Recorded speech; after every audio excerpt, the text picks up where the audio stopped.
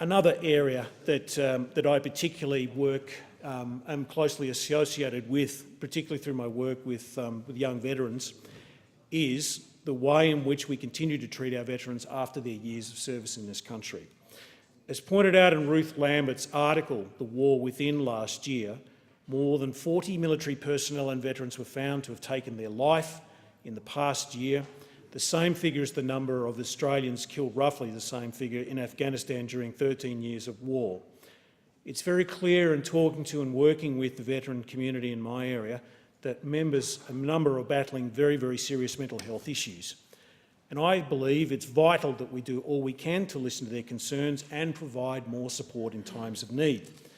I wish to commend the National Mental Health Commission for releasing in March 2017 a review of suicide and self-harm by veterans and members of the Australian Defence Force.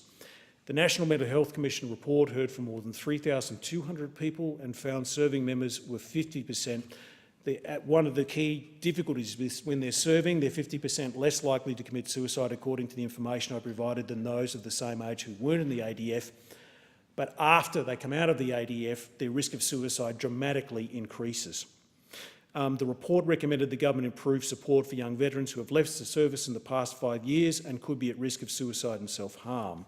And I certainly would commend the Minister for Veterans Affairs' plan to invest $350 million as a result of this report, and in a bipartisan way, having worked with Minister Tehan when he was chair of the Intelligence and Security Committee, I know that he is fully committed to ensuring that they could do the best that this government can do in terms of assisting with veteran mental health needs.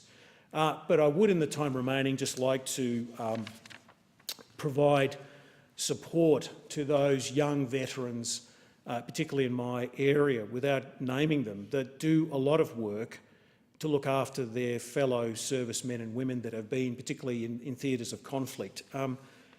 It's amazing when you deal with someone in front of you who could be something out of a movie, I guess you would say, in terms of his looks, his physique, his manner and well-being, and know that that same person is at very high risk of suicide, even sitting in your office, that person can't drive a car, that person can't leave his home because of the severity of his PTSD symptoms.